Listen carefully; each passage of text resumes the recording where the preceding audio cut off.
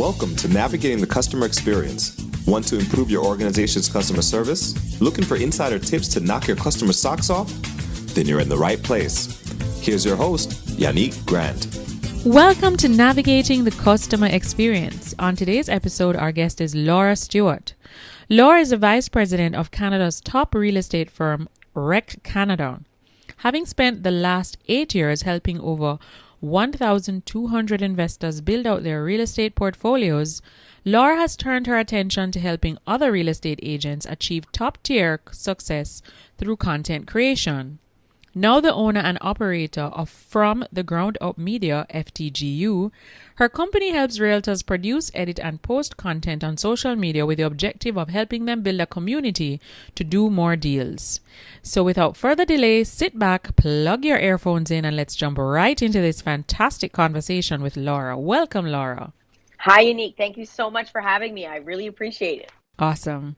So Laura, even though we do read your bio, which kind of gives a little synopsis of who you are, we always like to give our guests an opportunity to share in their own words a little bit about their journey and how they got to where they are today.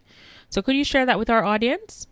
Yeah, I'll try and keep it as short as I can, Yannick, because I think I have a fairly unique kind of background in that I didn't know I wanted to be a salesperson. I didn't know I wanted to get into real estate when I was a younger person. I really kind of took the lead of a guidance counselor who said to me, if I wanted to be successful in life, I need to get into science. Why was that the narrative at the time? I'm not sure, but I was like, of course I want to be successful. So you're an adult and I'm going to take your word for it. So I went to school for nutrition and learned pretty quickly on that was just not going to be my lifelong journey. I did complete the program, and after that, I kind of dabbled in the fashion world. I love fashion. I love helping my friends and family put together outfits, and I thought, well, this might be something that's interesting. So I started working at one of Canada's luxury retailers in their buying department as a junior buyer / intern at the time, just to kind of get my feet wet.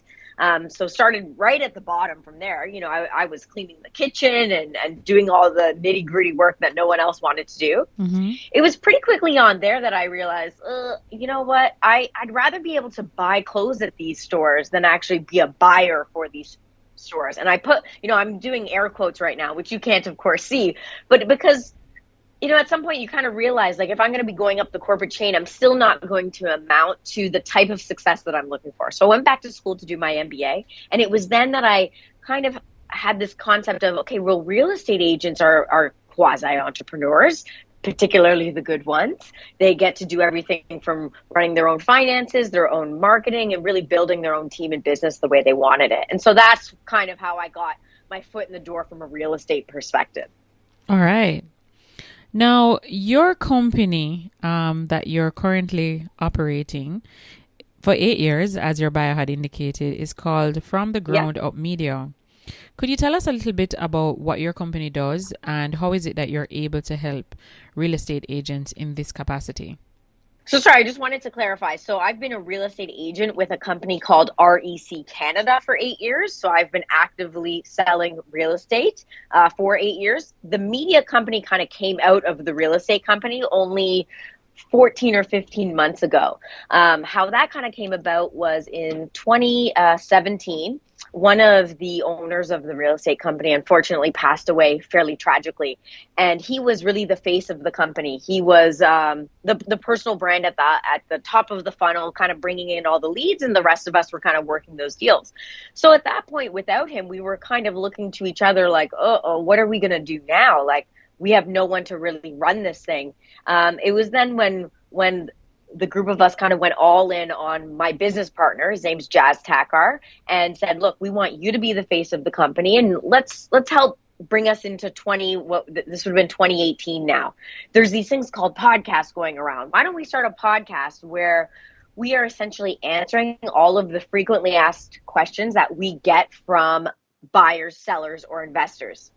And that's really where the content began, just with an audio-only podcast, not dissimilar to what you're doing here today. Mm-hmm. And that kind of spiraled over time. So we had some pretty heavy hitters on the podcast, just out of sheer luck and tenacity of following up with the right people enough times.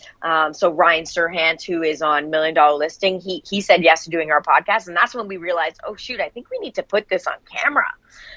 That was when the light bulb really went off, because we realized, okay, now that we have video footage of the podcast, we can now put that on YouTube. We can put the audio on all the audio platforms. And then what we can do with the full YouTube video is really slice and dice it to add micro content to all of our social media channels. And that kind of became our easy and quick and dirty way of being omnipresent everywhere without doing additional work, because we were full-time real estate agents. And when you do that enough, we run a fairly successful business here in Canada, that other real estate agents are looking to us saying, well, what are these guys doing that's allowing them to be successful? And so we would meet with a lot of real estate agents who would say, I want to do what you're doing. How did you do it? And we come from the notion of, the pie is big enough. There's more than enough business to go around. And we would explain to everybody, well, this is how we're doing the media, and this is who you could hire. If you wanted to do it on your own, this is how you could do it on your own. And we would follow up with some of those agents in a couple months, and they really hadn't executed on anything. And so that kind of starts to make you look at, maybe there's an opportunity here where we could be the service provider for these people. And that is what sparked the idea From the Ground Up Media, where we predominantly help real estate agents, small business owners work toward building an online personal presence through things like podcasts and webinars and things like that. Okay. Now, I like the idea and definitely the practical strategy that you have employed From the Ground Up Media. Could you share with our listeners maybe, I would say, 2 to 3 things or let's say activities or maybe characteristics that are critical for you to be successful as a real estate agent on social media? I think first and foremost, the one characteristic that you really need to deploy is the utmost patience. So we've been doing this since 2018 very, very consistently, particularly for my business partner, as I was helping him we use him as the guinea pig, and then we filter it all out and kind of all borrow the same tactics for ourselves. And the reason why I say patience is because now that I've sat with a number of real estate agents who come to me and say, I want to be on TikTok and I want to be on Instagram, they'll do it for a couple months and their motivation will kind of get them there. But when they start to see that there's really not much traction, or that it's difficult, or that, a client came to them and now is taking all their time, the first thing to kind of drop is the media and the content creation. And that's really the last thing that should be dropping. I think right now we're seeing it, particularly with this, again, air quotes, recession that we're seeing. A lot of people are saying, well, I'm taking off now. I'm going to go on vacation. There's no business to be done. Now is when you need to double down. This is the time where you can actually gain that market share that you've been looking for simply by being the educator. And so I think patience is very, very important. I've been doing social media now for quite some time, consistently every single day. And it's a grind. There are some days where you think you're going to promote a piece of content and it's going to go viral, and it's crickets. And there's sometimes where you're asking for feedback from people and you're asking them to comment and there's no engagement. And that's kind of the name of the game. So I think patience is super important. I also think consistency is very important. So I've learned this the hard way, where I haven't set up like a schedule for myself, and I kind of do a post here and a post there. It really helps, particularly if you're like me, to see it on a piece of paper, like, okay, how many pieces of content should I be filming this week? And really just hit that goal. Don't worry about oh my gosh, this seems so overwhelming because I need to do 400 posts a year. And in fact, it should be more than that. Just focus day by day. Did I do my one post today? And being consistent is more important than any perfect post. And I say that because I hear people say, well, my hair doesn't look good. The lighting's not good. My camera's not good. The angle's not good. I'm sick today and I have, my nose is a bit nasally. It doesn't matter. What matters is that you're putting in the reps. You're doing it every day, because you really have no idea what the algorithm or what people are going to enjoy and like about you. So if you spend an entire week just to make one 60-second video for Instagram Reels and it flops, you're going to be so disheartened. But if you take only 5 minutes every day to do one and it's okay content, and you get enough of those reps, and eventually you're going to hit somebody and you're going to start to build that community over time. So definitely consistency is a major one. I think lastly, and perhaps most importantly, people need to kind of check their ego at the door. It is overwhelming, and it can be nerve-wracking to put yourself out there. And that is the name of the game. Like, you're doing something that a lot of people are just simply not willing to do. We can't all be the most beautiful people in the world. We can't all have the best voice, or maybe some of us don't even have the knack for writing simple captions in our Instagram feed. So understand that no one expects you to be perfect. No one expects you to come out of the gates being a perfect or professional content creator, like all the influencers that you see online. They expect you to kind of hack your way through it and say ums and ahs. I mean, how many times, Unique, have I said or had to start my conversation a little bit differently with you today? I never said, let's stop the recording and start over. I just kept moving with it. And so once people kind of get over their insecurities and recognizing that it truly is an insecurity, people will say, well, I want it to be perfect. Your desire for it to be perfect is really just you saying, I'm scared of being judged by people. And I think once you kind of understand where it's coming from, that it is coming from fear, that's when you can say, okay, now how am I going to work around this? How am I going to get through this? And sometimes it's as simple as like posting it and then turning it off and not going back for a little bit, just so you don't feel disheartened, because it is disheartening. You're not going to get all the traction that you want right off the bat, and that it can hurt. I mean, we're all human. I totally understand it. I get hurt, but I still do it anyways. And I think that's super, super important. Love it. All right. So patience, consistency, and check that ego at the door. I love it. All right. Awesome. Thank you for sharing, Laura.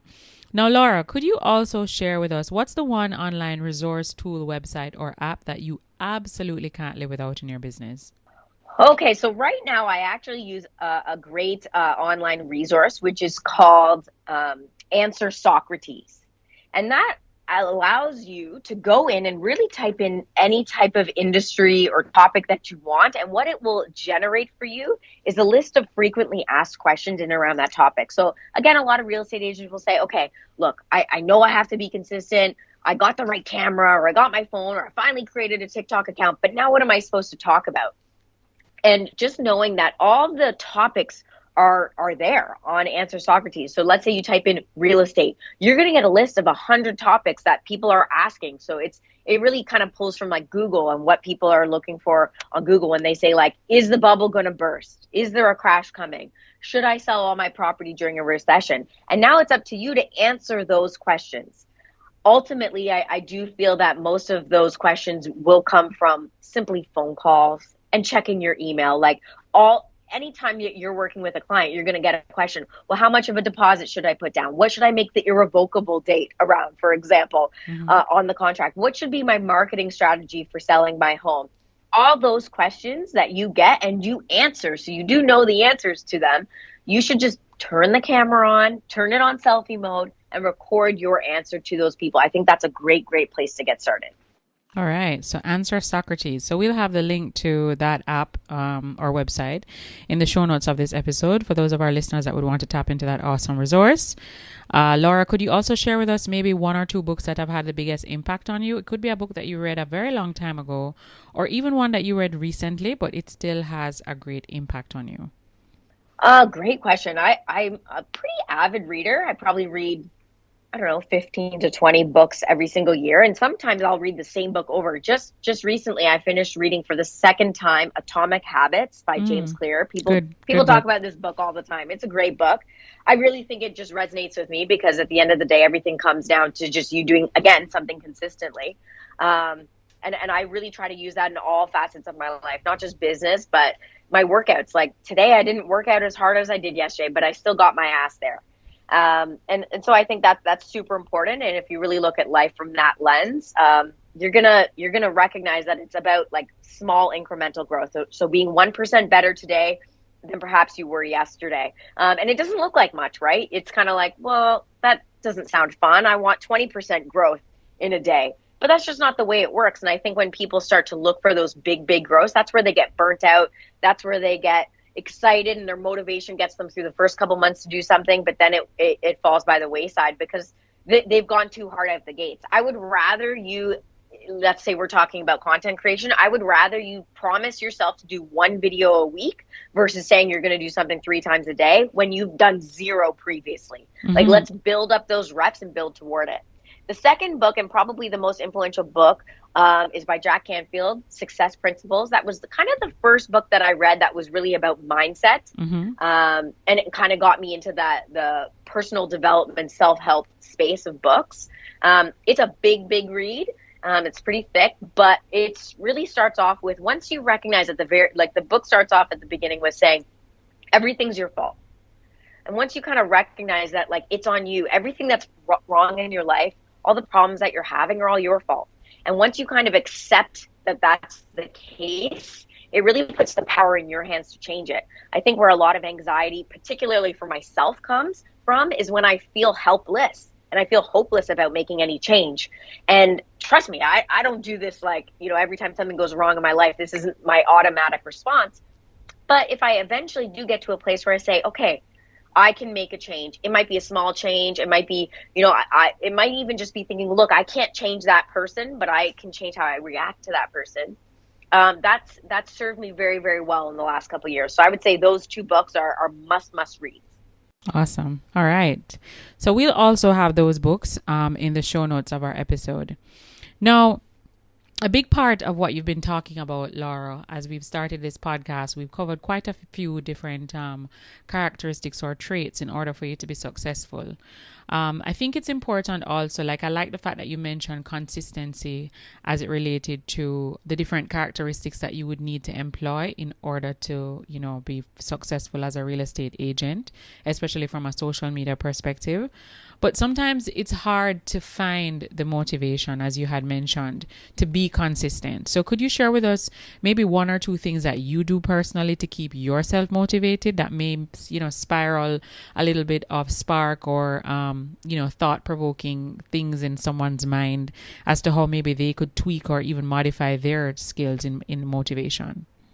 Yeah, I think we're all human, right? Like, life is hard and it gets tough. And when markets change and things shift, that's when, you start to say, oh my gosh, maybe I wasn't built for this, or maybe I've lost my touch, whatever it is. And I think real estate agents have it pretty hard because we're always living paycheck to paycheck. I mean, you're only as good as your next deal, right? And it's a very competitive market, particularly here in the GTA. I think there's over 70,000 real estate agents that we're competing with on a daily basis. Wow. For me, what's really helped get over those tough times is the fact that I joined a team.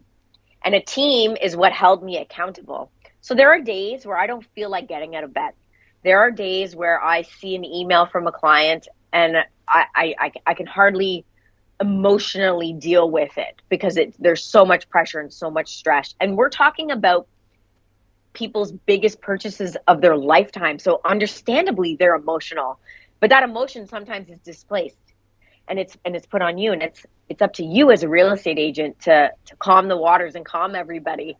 And so I think having a team of people who are there to support you when you're down. It's rare that, so we have 54 agents on our team, but the core group on our team is I think 6 of us. It's rare that all 6 of us are going to be in a really low place at the same time. I don't think that's actually ever happened. And we actually went through a tragic death on the team.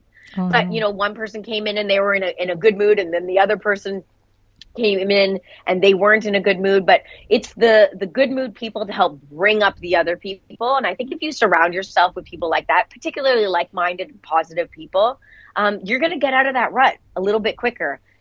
The worst thing I think you could do as a real estate agent is stay home on those days where you don't feel like it, because that one day becomes 2 days, becomes 3 days.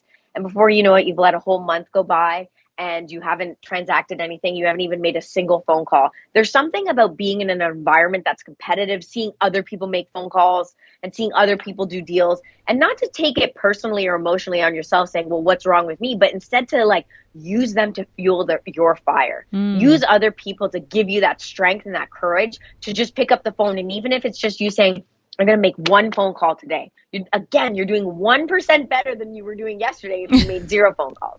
Right. And so it's surrounding yourself with like-minded people and people who want to see you win and everyone's in it together, I think is super, super helpful. So that would be my tip, particularly for new agents who have never been in the business before and who aren't sure how to navigate all the cycles of the market. I think being on a team can certainly help with that. Amazing. All right. Now, could you also share with us maybe one thing that's going on in your life right now that you're really excited about? Either something you're working on to develop yourself or your people. So we have an incredible product that we're putting out for From the Ground Up Media.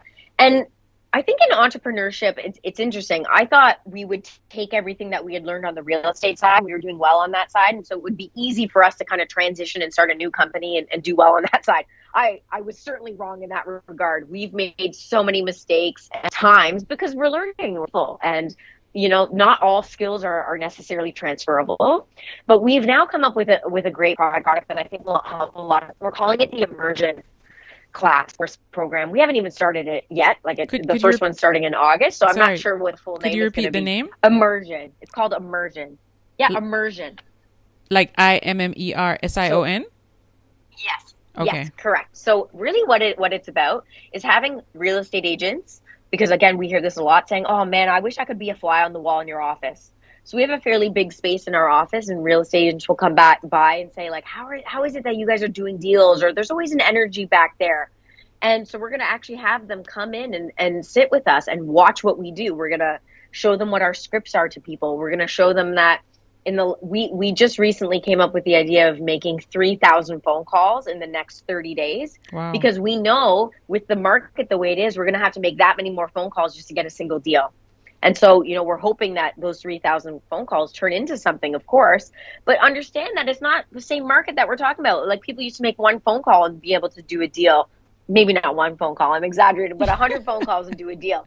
Now we're talking about 3,000 phone calls just to do a handful of deals. And we want people to really see what it takes and to give them in between phone calls, someone asked me a great question on that phone call. I'm now going to do some social media content around it. So I'm also simultaneously building my social media presence. And so I think when people really get to see how we kind of organize and schedule our days, organize our phone calls, organize our mindsets all around it, I think that will be really valuable. And hopefully it's valuable enough that people can actually take that information with them and then do something about it. I mean, nothing's more disheartening than having conversations like this one, like on a podcast, and people listening to it and saying, oh, that's a great idea. I'm going to use that for myself. But guess what happens, Unique?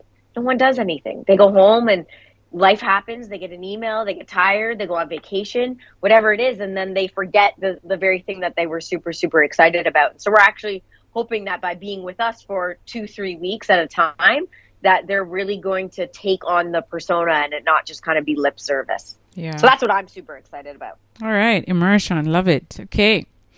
Now, Laura, we would have had quite a few persons that would have listened to this episode once it's published.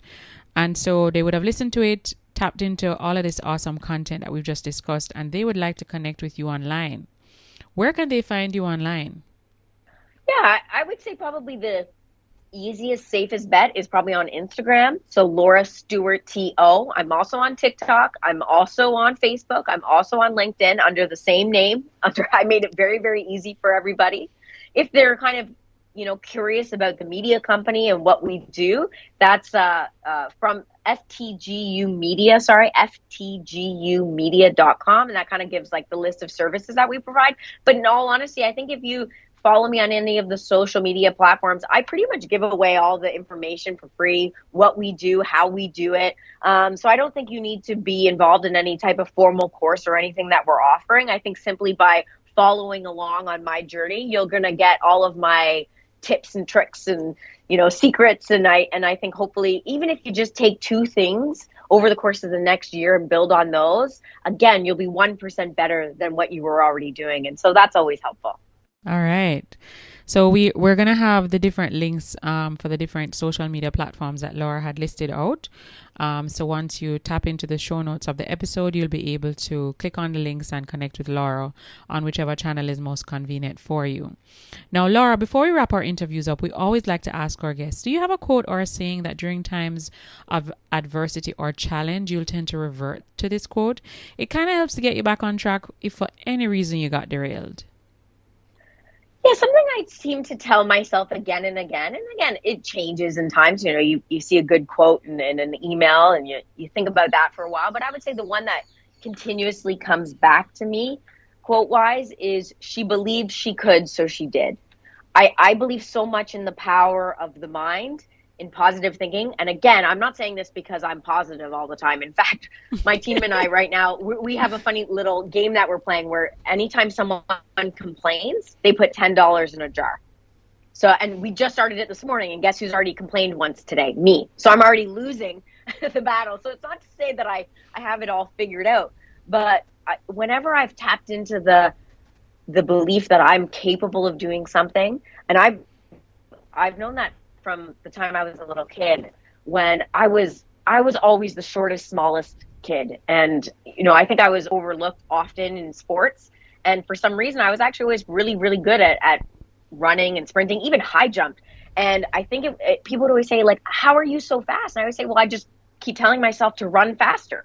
It's a choice. Sometimes things are choices that we make. And it's about recognizing all the programming that's happened in our lives to put us in these positions, and then try to outthink that and try to, take those barriers down over time. So if I believe I can, I will. And it's every day I have to kind of keep telling myself that, because I get down like everybody else.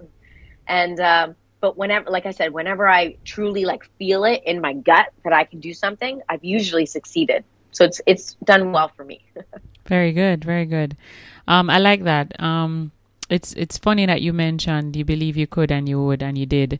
And the mind is so, so powerful, and you are so true, and correct in terms of surrounding yourself with people who will believe in you and people who will, cheer you on and vote for your success. And, people who are positive minded and don't necessarily, always say, woe is me, and they're always thinking negatively, because everything starts in the mind. So I am 150% behind everything you just said. And I hope our listeners really got some value out of what you shared today. I surely did. And I really appreciate you taking the time out of your very busy day, because I can't imagine that you're trying to make 3,000 telephone calls for the month. This obviously is not helping you towards that goal. But hey, I could always work a little bit longer, for sure. But, at the end of the day, I believe in this so much. Unique, I believe in women in business getting their voice out there so much. So it's actually an absolute pleasure for me to be on the show. I really appreciate you taking the time to have me here today. It's just my point of view. I might be right. I might be wrong. It might resonate with some, but that's okay. This is my story. This is my journey. And this is kind of where I'm at right now. And so I really appreciate you allowing me to share it with your listeners. Yes. Thank you. Thank you so much, Laura. So just want to remind our listeners to, if you'd like to follow us on Facebook, we have a private Facebook community. It's called Navigating the Customer Experience Community, and feel free to follow us on Twitter at Navigating CX. So thank you again, Laura. Until next time, I'm your host, Yannick Grant. We also have a new book available on Amazon, The ABCs of a Fantastic Customer Experience. It's available in ebook and paperback. So if you want to increase revenue in your organization, build a stronger service culture, and create employees or develop employees who are really mastering service delivery in your business, you need to grab a copy of this book. Until next time, I'm your host, Yannick Grant. Thanks for listening. For more awesome resources to take your customer service game to another level, head over to navigatingthecustomerexperience.com. See you next time.